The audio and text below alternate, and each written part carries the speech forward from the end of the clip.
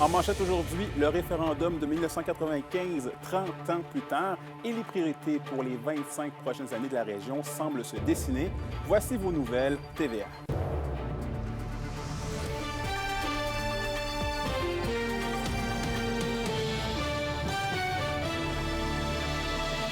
Bonjour tout le monde, ici Anthony Dallaire et bienvenue au TVA Nouvelles.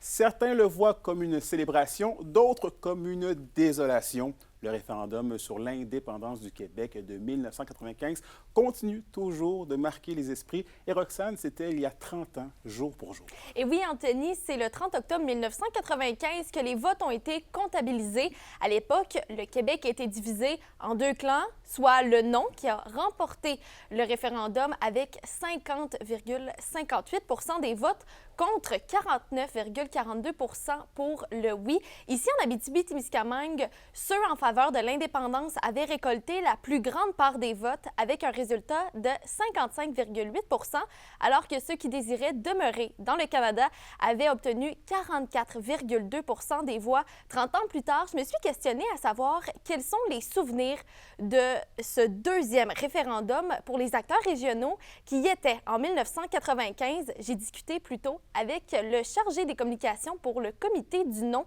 Jean Dedenus. On l'écoute. Campagne très difficile. Difficile parce que la population était très divisée, puis les arguments n'étaient pas toujours rationnels. Je vais vous dire que le sentiment que j'ai aujourd'hui, c'est que j'étais profondément blessé à la fin du référendum, de la façon qu'on avait été traité par les troupes du oui. Je respectais leurs arguments, puis je les respecte encore, même si je ne les partage pas. Mais se faire dire qu'on n'était pas des vrais Québécois parce qu'on ne partageait pas leur opinion, je trouvais ça non seulement blessant, mais je trouvais ça insultant. Cet après-midi, je m'entretiens avec l'ancien député péquiste d'Abitibi-Ouest et ministre François Gendron, qui militait pour le camp du oui et les souvenirs des citoyens dans mon reportage au TVA 18h. Parfait, merci beaucoup Roxane. On suit le tout. Au plaisir. La question du jour TVA, une présentation de Mobilier Bélan qui vous offre depuis plus de 50 ans un service de qualité et un grand choix de matelas, mobilier, électro au prix compétitif que vous recherchez. Et à la question du jour, on vous demande, indépendamment à vos allégeances politiques, gardez-vous de bons souvenirs de la campagne référendaire de 1995. Pour voter et commenter, rendez-vous au tvabitibi.ca. Et dans un autre dossier, le Conseil régional de développement de l'Abitibi-Témiscamingue a dévoilé les résultats de ses consultations publiques et Olivier, on y fait état de la vision du territoire en 2050. Oui, absolument, Anthony. C'est dans le cadre de la tournée Rêvons notre région qui a été organisée l'an dernier par l'organisme. Plusieurs citoyens ainsi qu'une quarantaine d'organismes ont pris part à diverses consultations citoyennes tout au long de la dernière année. Le rapport fait mention que les 5 MRC du territoire là, ont des visions différentes, mais qu'ils partagent 3 visions communes, soit l'autonomie locale, le développement durable et la réconciliation avec les communautés autochtones. Pour le CRDAT, les résultats sont vus d'un bon œil, mais il reste quand même du chemin à faire pour arriver à partager cette vision. En fait, on veut aller comme vers du mieux. C'est très positif. Si on se projette en 2050, c'est très, très positif. Ensuite, ça va être de savoir comment on se rend jusque-là. Donc, d'établir un plan d'action. Comment, de 2025 à 2050, on passe d'aujourd'hui à demain, en 2050. On va continuer la démarche avec les différents groupes. La vision, c'est comme seulement une amorce pour le moment. Il y a également les Carrefour Jeunesse Emploi qui ont fait part de leurs résultats sur les enjeux concernant les 15 à 35 ans. Oui, absolument. C'est 835 répondants qui ont participé dans la région. Le sondage qui abordait divers enjeux, notamment le logement, la santé mentale ou encore la participation citoyenne. Et selon les résultats, ce qui est frappant, c'est que 97 % des participants mentionnent avoir de la difficulté à se trouver un logement et que seulement 18 % affirment ne jamais avoir manqué de nourriture. Mais la question de la santé mentale demeure la plus préoccupante selon le Carrefour Jeunesse Emploi de Rouyn-Noranda. Il y a quelque chose de transversal là-dedans. Les jeunes vont pas bien. Les jeunes en Abitibi-Témiscamingue sont même plus anxieux que la moyenne du Québec. Et ça crée, ça a un effet sur l'ensemble des sphères de la vie, premièrement.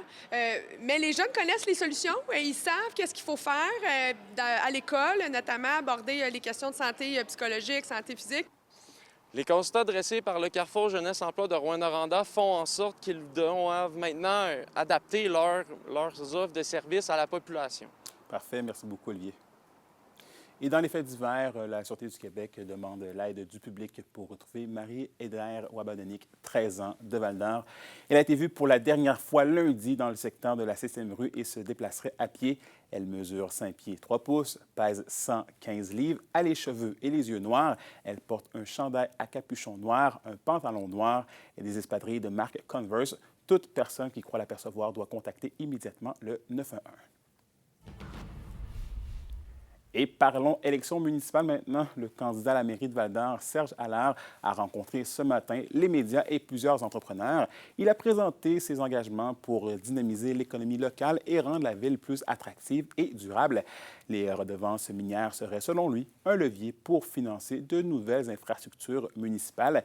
Et parmi ses priorités, Serge Allard parle d'un quartier abordable, la revitalisation du centre-ville et un espace pour les jeunes. Et à 3 jours du scrutin, Serge Allard poursuit sa tournée avec un arrêt prévu cet après-midi au cégep de l'Abitibi-Témiscamingue. Et le discours qui était aujourd'hui n'était pas réellement de refaire ça, parce que les gens, ils savent. On parle du centre-ville, de développement de logements, de règlement municipal, ces choses-là. Aujourd'hui, on a plus parlé de quelque chose, de programme de fonds, qui est le côté démographique de la région, qui réellement m'alarme, parce qu'on est en baisse démographique malgré une effervescence économique extraordinaire. Et justement, 3 jours du vote, le maire sortant d'Amos et candidat à sa réélection, Sébastien Dastou, tire un bilan positif de sa campagne électorale. Il souligne avoir rencontré plusieurs citoyens sur le terrain et avoir pris le temps d'écouter leurs préoccupations et leurs idées. Et parmi les dossiers prioritaires, Sébastien Dastou, qui est à la tête de la ville depuis 10 ans, dit vouloir s'attaquer à la pénurie de logements et les manques de places en garderie. Et du côté de Rouyn-Noranda maintenant, le candidat au poste de conseiller municipal pour le district des Vins, Gabriel Tremblay-Carter, lance un appel aux jeunes électeurs. Il rappelle l'importance de faire entendre leur voix. Une entrevue de Noémie Rondeau.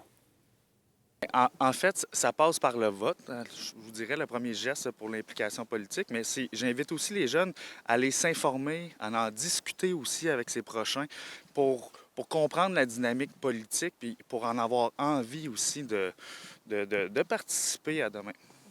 Comment on peut faire pour encourager les jeunes à s'impliquer plus, à faire plus entendre leur voix, justement, quand ça vient aux élections?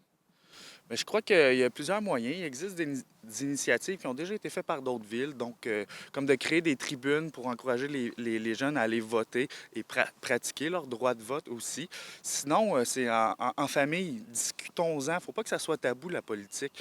On doit en discuter assis à la table pour s'informer, pour comprendre le fonctionnement. Puis c'est quoi le rôle du conseiller de quartier, si on le simplifie là, pour les jeunes? Qu'est-ce que ça peut venir apporter de plus à chacun des citoyens là, de donner sa voix pour un conseiller municipal? Donc, le rôle d'un conseil de quartier, c'est primordial, c'est vraiment central. C'est à partir de là que les citoyens peuvent aller partager leurs préoccupations et les bons coups.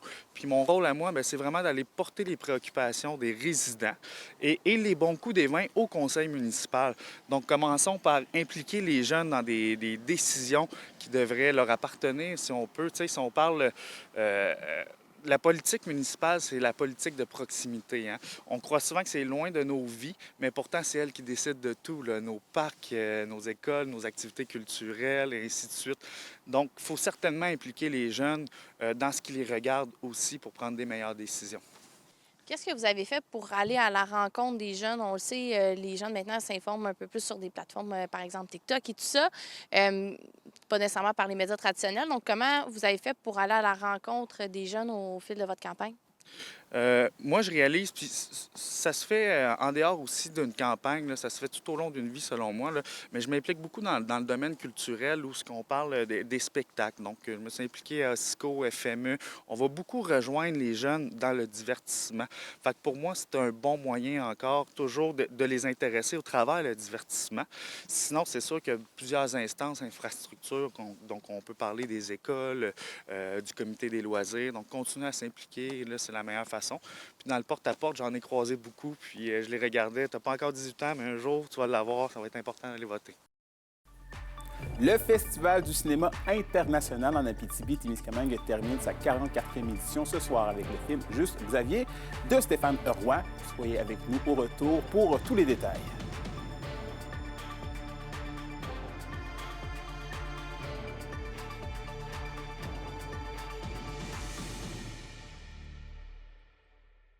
Les SADC de l'Abitibi-Témiscamingue et du nord du Québec vous présentent la bonne nouvelle économique TVA. Francis Roy et Annick Pichette, entrepreneurs en construction Témiscamingue, acquièrent Armoire Distinction Plus. L'équipe en place est maintenue et s'enrichit de 3 jeunes recrues.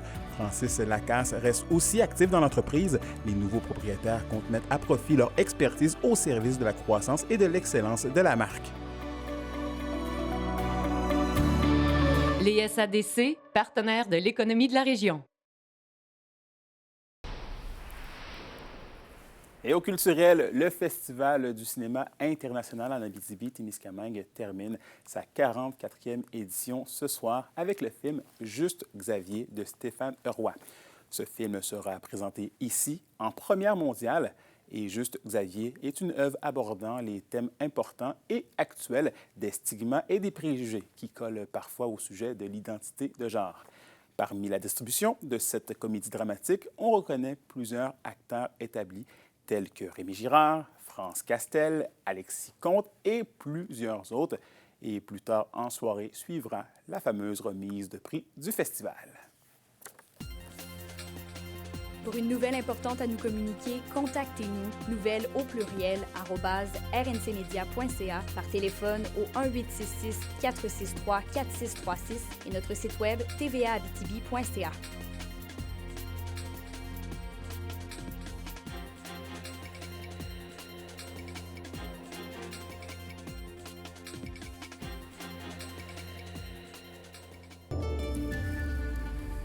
Et finalement, la météo de l'Abitibi-Témiscamingue aujourd'hui, on prévoit une alternance de soleil et de nuages pour tous les secteurs. On prévoit toutefois un ennuagement plus conséquent du côté du Témiscamingue tôt en après-midi. Pour ce qui est des températures, elles devraient osciller entre 8 et 9 degrés. Et pour ce soir et cette nuit, ça sera partiellement nuageux pour l'Abitibi, alors qu'on prévoit des nuages avec des risques de pluie pour le Témiscamingue. Minimum de -3 pour l'Abitibi et de -1 pour le Témiscamingue. Et voilà, c'est tout pour nous ce midi. Merci d'avoir été des nôtres. On se retrouve au TVA 18h pour la suite des choses. D'ici là, prenez soin de vous.